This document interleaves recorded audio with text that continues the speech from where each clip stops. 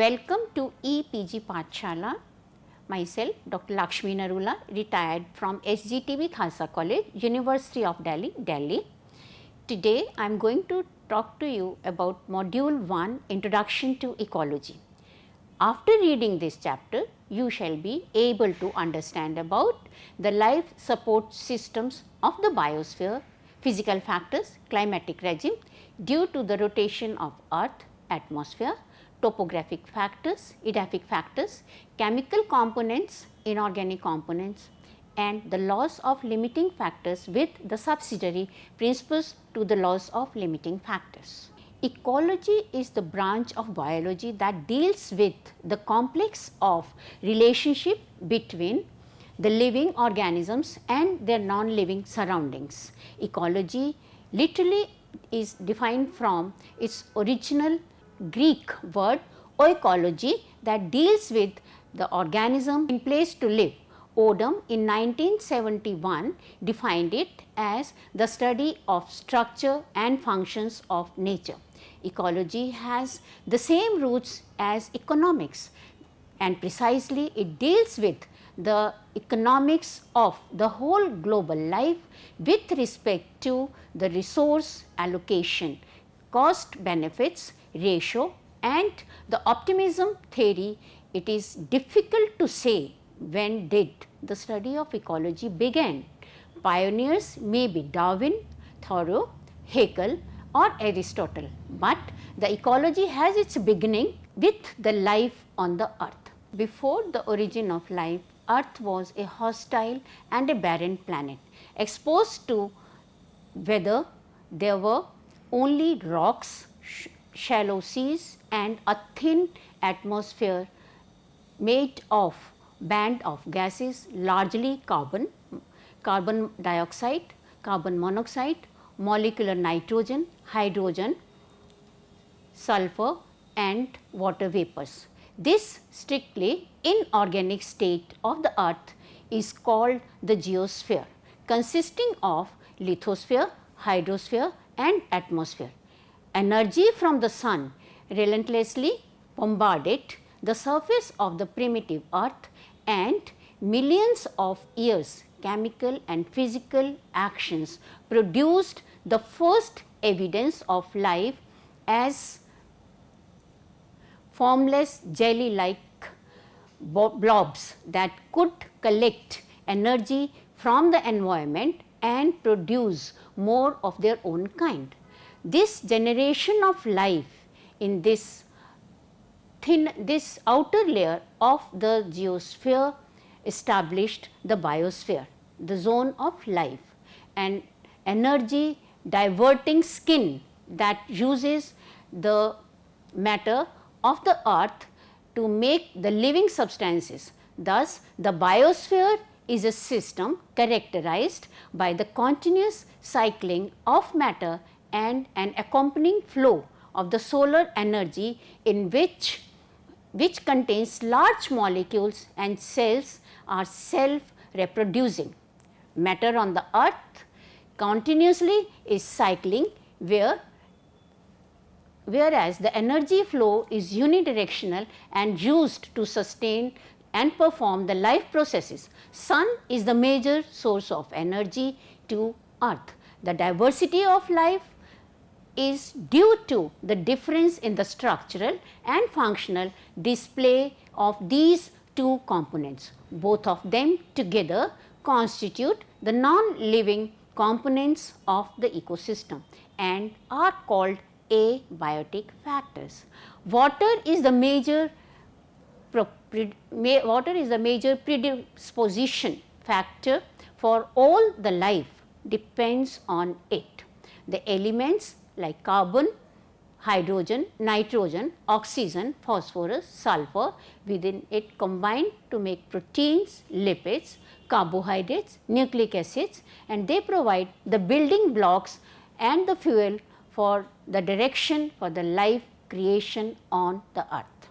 The abiotic factors are physical factors which can be the climatic regime, atmosphere, topographic factors, edaphic factors, and the chemical factors are inorganic and the organic substances. Then the climatic regime. The climate is the determining factor for the existence of life and distribution of the major ecosystems on the biosphere. Climate and weather are quite closely associated terms. Weather is the combination of temperature, humidity, precipitation, wind, clouds and other atmospheric conditions at a specific place, and climate is the long term average pattern of the weather that can be local, regional or global. The climate of a place is determined by the average temperature, extremes of temperature, precipitation, clouds, day length and the season length. Presently, the global climate is changing rapidly due to the various anthropogenic activities. Sun is the inexhaustible source of energy for the planet Earth. Solar radiations warm the earth and make all life possible on it. Sun's warmth not only makes the habitat, it is also a source of energy to all biogeochemical cycles on it. The temperature at the earth would approach absolute zero, minus 273 degrees, and all the water would be frozen in it without sun. The sun's energy is the product of the massive nuclear fission that is emitting into the space in the form of electromagnetic radiations as the light energy. A very small fraction of the sun's total production strikes the earth's atmosphere, and of this tiny trickle of the energy per minute part operates the ecosphere. During the daytime, 30% of the solar radiation that falls upon the earth is immediately reflected away by the clouds and clouds, snow, ice and the oceans. The remaining 70% is absorbed by the earth. The distribution of solar radiations determines the climate pattern on the earth through the following processes. First, warming the planet, running the ocean, currents, driving winds, water cycles, photosynthesis. Ultimately, all this energy is lost by the continual radiation of the long wavelength infrared heat into the space. The most significant local variation in the temperature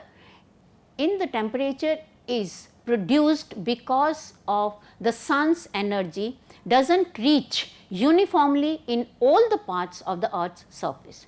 This is because of the two main reasons: one, roughly spherical nature of the earth; two, the tilt of the axis of the earth.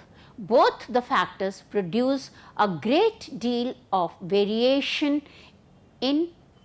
on the exposure of the earth's surface to the energy delivered by the sunlight.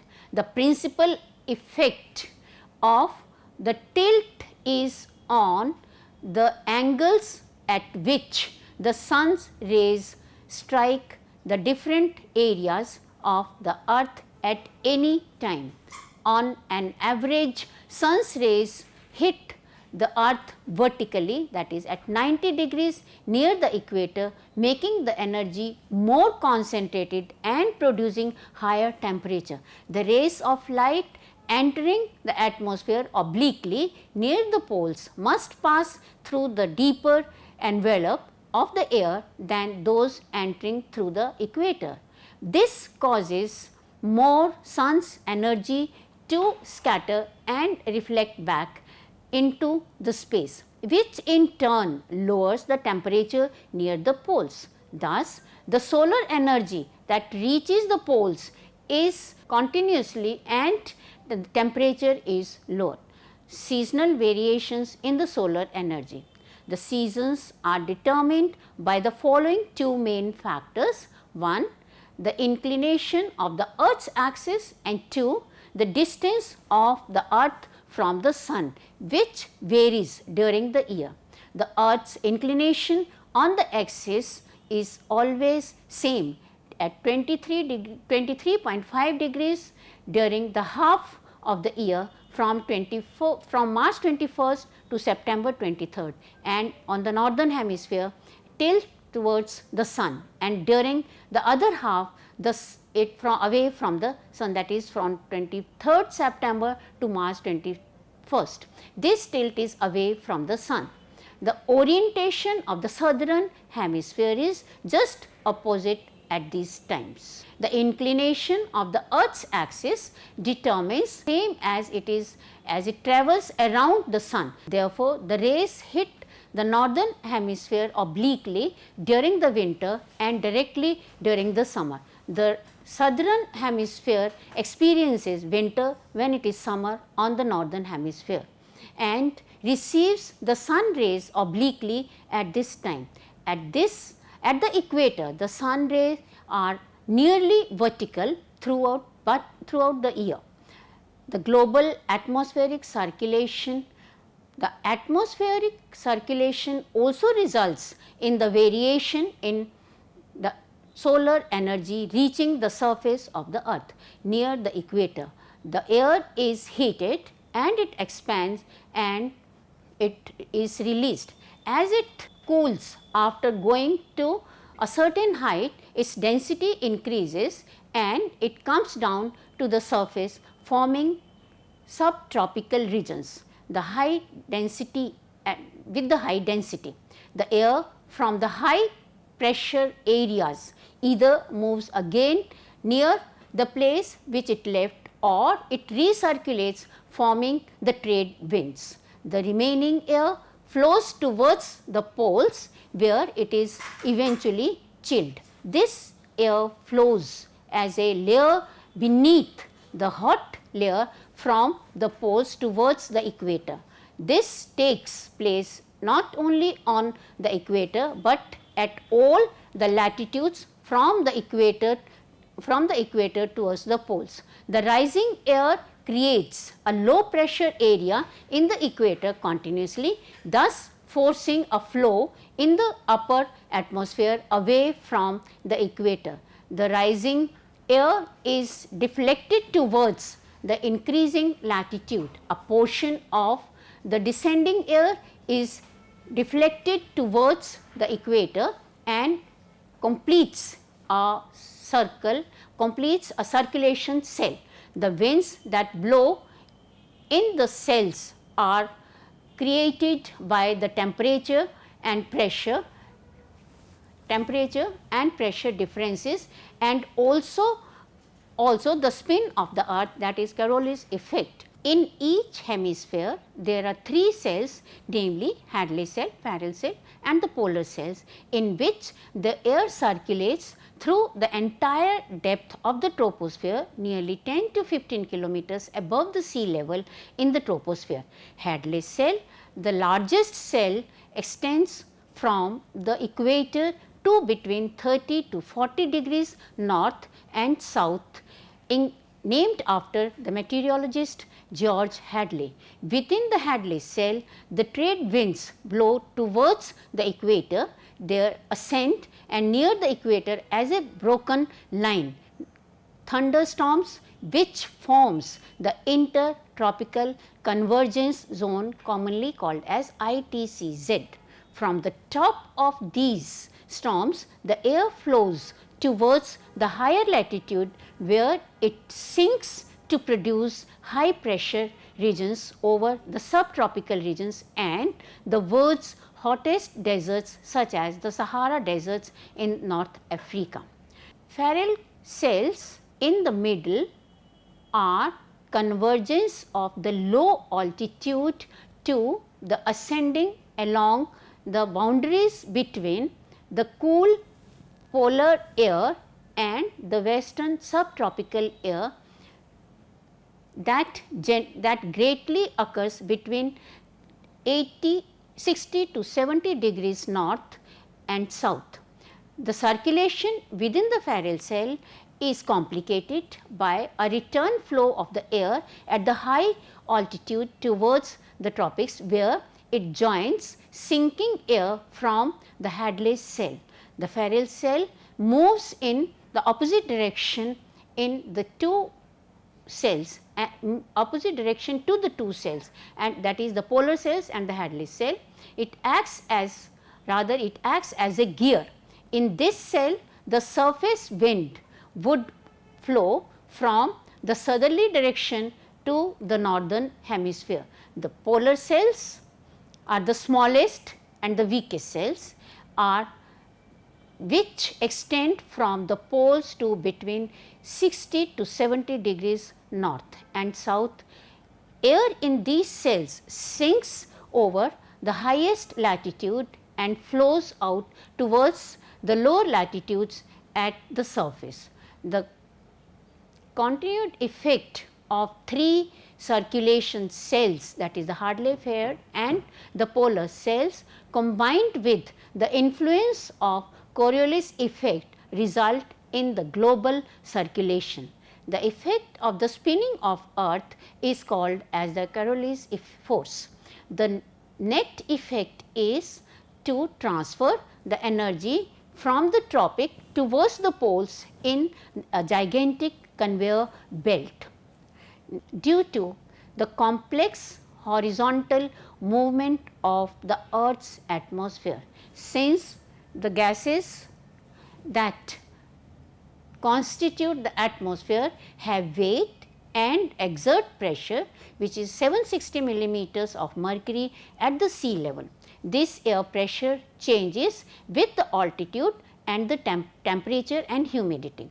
The earth's atmosphere has the prevailing winds, three prevailing winds, which have the major effect on the surface and that blow more or less continuously.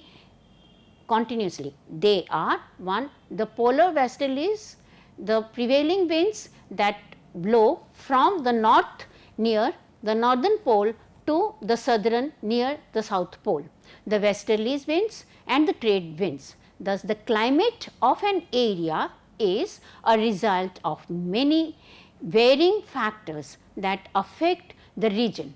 The climate can be classified into the 5 main types of climates, even though each one of them shows a large number of variations.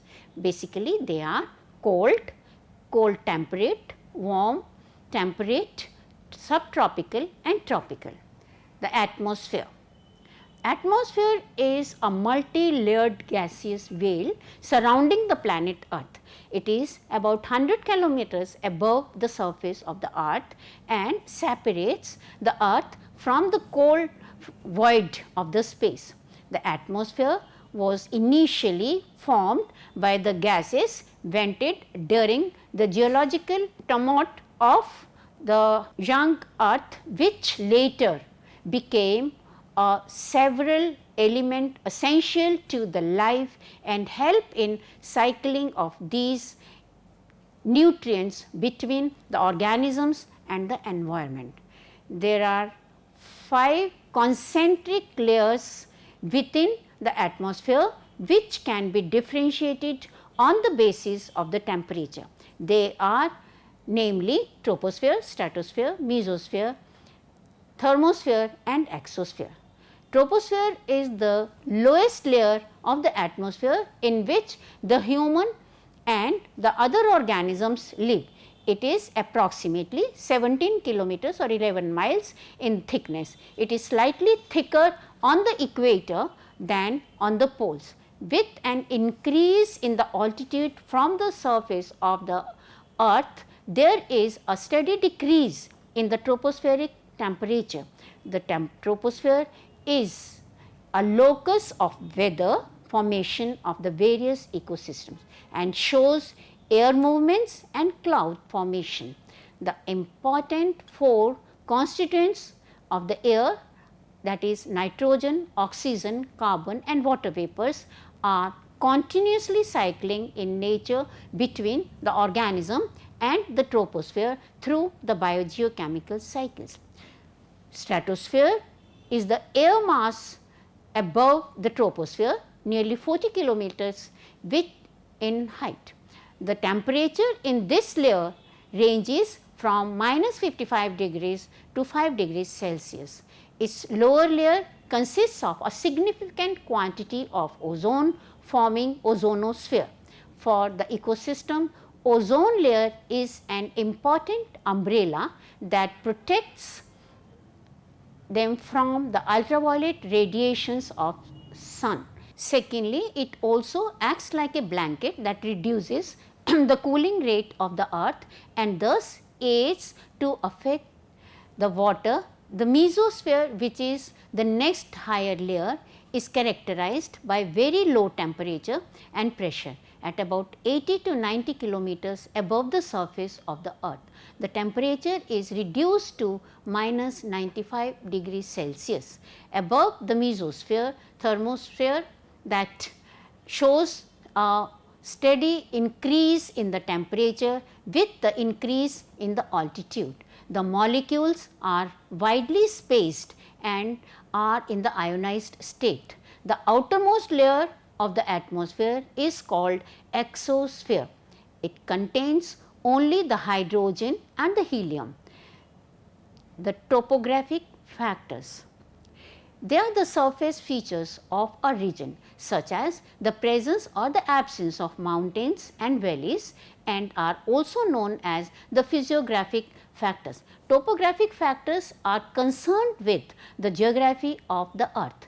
The chief topographic factors are the direction of the mountain and valleys and the steepness or the slope of the mountains. The north facing slopes receive the least energy, especially when the slope grades equals or exceeds the angle of sun's rays. Inflection. Consequently, the western or the southern and the eastern or the northern slopes exhibit different distribution pattern of plants. With the rise in the altitude, the temperature decreases, the rainfall increases and the wind velocity also increases. This results in an increased organic matter of the soil at high altitude, causing an increase in the nitrogen content of the soil with the fall of pH. The edaphic factors. The structure, physical and the chemical composition of the soil are known as the edaphic factors. Soil is the weathered superficial layer of the earth's crust in which the living organisms grow and also release the products of their activities, death and decay. It is the foundation region for which all forms of life and especially of the terrestrial and the aquatic freshwater life depends. It is an important part of the biosphere, essential for the biological cycling of the nutrients and a main reservoir for the minerals. Soil system make the substrate for the roots of the plants. The biomass of the living organisms below the surface of the earth is less than that above the surface area. Pedorit is the basic unit of soil. The soil is not merely an abiotic factor, it is important with, it is impregnated with millions of minute bacteria, fungi, plant roots and the small animals. The components of the soil are fauna and flora, organic matter, inorganic matter, soil solutions and soil atmosphere. Formation of soil involves the 5 interdependent factors as given below. 1. The parent material is the unconsolidated mass from which the soil forms. It is derived from the parent rock or transported material. It is important in determining the chemical composition of the soil depending upon whether it is derived from the igneous or a sedimentary or a metamorphic rock. Weathering of the parent material takes place, that is disintegration, with two mechanisms, the physical weathering and the decomposition. The weathering is confined not only to the top few layers of the soil, because the physical, chemical and the biological stresses reduce the depth of the soil. Physical disintegration is the first stage in the transformation of the parent material into the soil. Water enters into the rock crevices. Further changes may be brought about by the biological processes. The chemical effects are the development of the soil. The temperature and the rainfall determine the weathering of the rock, decomposition of the minerals, organic matter and leaching of the materials. The biotic factors like plants, animals, bacteria, fungi contribute to the formation of soil. Vegetation gives color to the soil and prevents its erosion. Animals, bacteria and fungi decompose the organic matter, mix it with the mineral matter and help in the aeration of the soil and percolation of water. Formation of soil also depends on the topography of a place. The contour of the land determines the amount of water that can enter into the soil. Less of water is retained on the steep slopes and on the flat surface. Therefore, the soil is less well developed on the slopes. The process of formation of soil begins with the weathering of the rocks and their mineral. Weathering includes two steps, the mechanical breakdown and the chemical modifications. The mechanical breakdown, the rock material is mechanically broken down into the smaller particles by the combined action of water, wind and temperature. It is sloughed off and the surface layer of the rock and the crevices are created in which the water seeps in. Alternately, thawing and freezing of the cracks will lead to the entrance of water into these crevices. The mineral transported by the wind, water and the glaciers are added to it. The chemical modification of the soil is the secondary. New minerals are formed by the activities of the soil organisms such as the lichens, mosses and acids produced by them, which are added to the primary rock minerals. This triggers a chain of complex reactions resulting in the conversion of many primary minerals into the secondary minerals.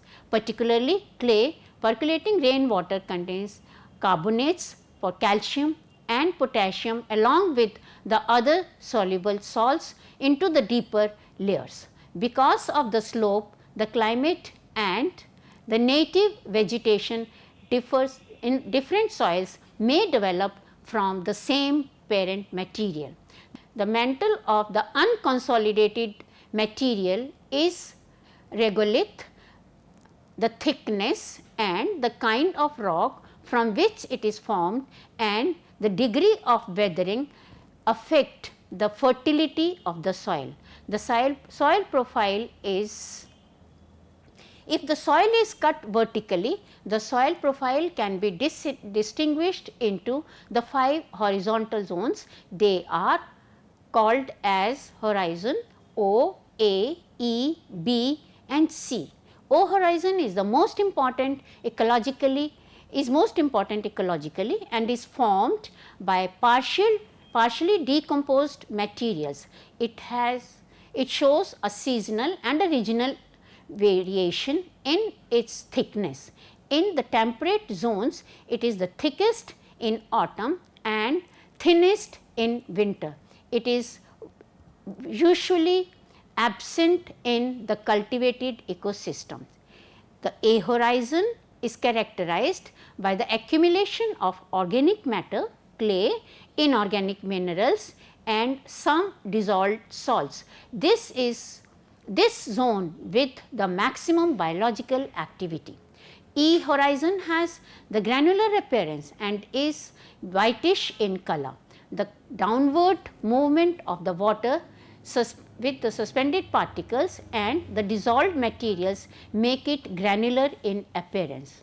The B horizon accumulates the silicates, clay, iron, aluminium and the humus and is also known as the zone of elevation.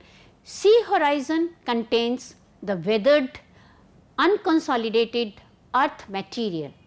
Below the A and B zone, R zone is unweathered, consolidated or the parent rock material.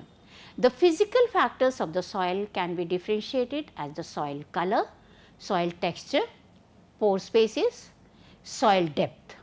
The chemical factors of the soil are: the Earth's biosphere can be thought of as a sealed container of matter into which nothing new can enter or added except the energy from the sun. Since the new matter can never be created, it is essential that the living things be able to reuse the existing matter again and again as for the basic chemical elements, leaving aside the more complex molecules, etc. Like on the earth, it is primarily based on the 6 elements, sometimes referred to as CHNOPS, made up of 99% biomass, and the next 5 elements potassium, sulfur, sodium, chlorine and magnesium are only 1%, slightly varying in degree. Besides many other elements which may be required in very minor quantities, but they are equally important to sustain life. Inorganic components of the biosphere. Nitrogen. Nitrogen, naturally occurring element, is an essential building block of amino acids, nucleic acids that comprise the hereditary material and life blueprint for all the cells. Biologically, nitrogen is fixed by the nitrogenous enzyme contained in the bacteria called Rhizobium infolium. These bacteria require a lot of energy and anaerobic conditions. The plants can also assimilate nitrate present in the natural rock or provide a natural rock fertilizer provided to them. Thus, the nitrogen undergoes many different transformations in the ecosystem, changing from one form to another as the organism use it for its growth and in some cases energy. Carbon. Carbon is found in great quantities in the earth's crust, its surface waters, the atmosphere and the mass of green plants. It is also found in different chemical combinations including carbon dioxide and calcium carbonate, as well as in huge variety of organic compounds such as the hydrocarbons like coal, petroleum and the natural gas. It is lightweight and relatively very small in size, and that is why it makes the backbone element for all the life on the earth. Complex molecules are made up of carbon bonded with the other elements, especially with oxygen, hydrogen, nitrogen and other carbon atoms. The biggest group of these components is one formed from the carbon and hydrogen. About more than 1 million organic compounds are known to the biologists till date, although there are many which are still undiscovered. The proportion of the carbon dioxide in the Earth's atmosphere has remained much the same for the past 200 million years. The biological and the geological processes form carbon cycle. Oxygen.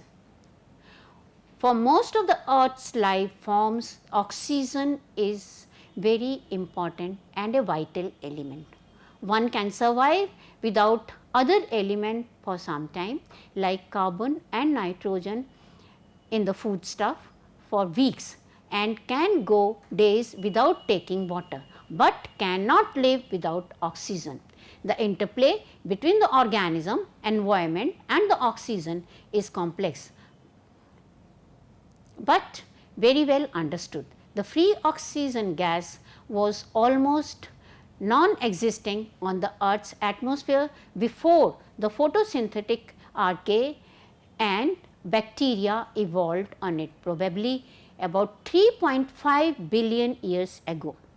Free oxygen first appeared in significant quantities during the Paleozoic era between 3 to 2.3 billion years ago.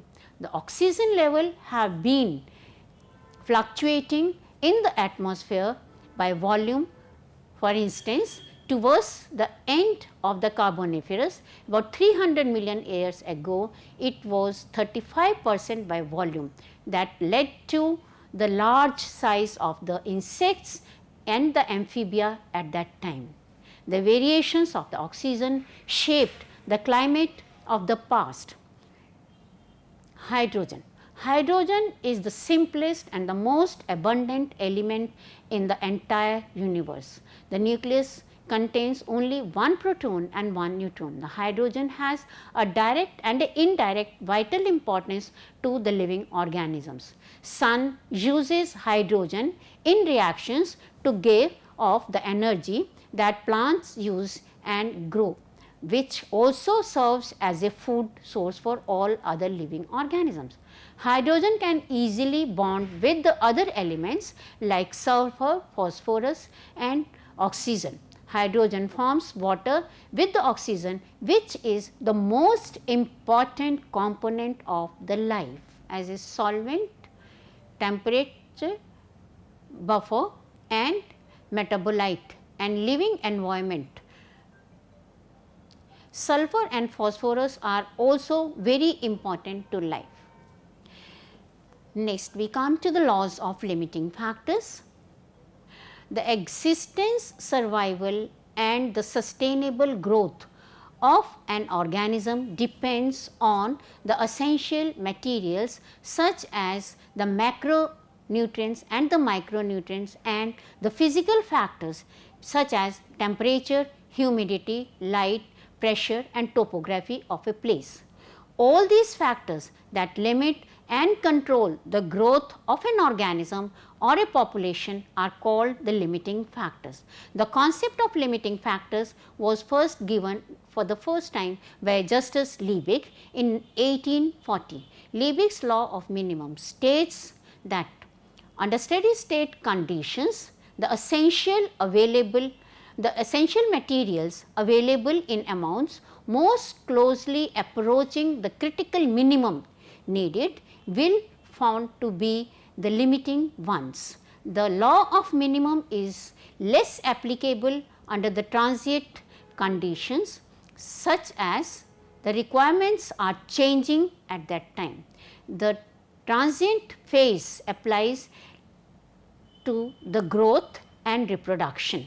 For example, boron is required in very small quantities by the crop plants, but it is very important and scarce in the soil and it becomes a limiting factor.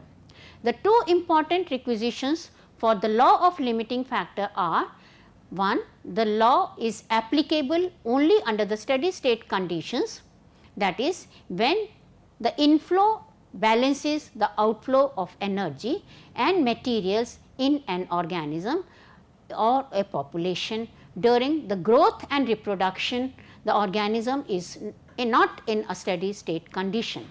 The factor interaction is also an important consideration for this law of minimum. It states that the high concentration or the availability of some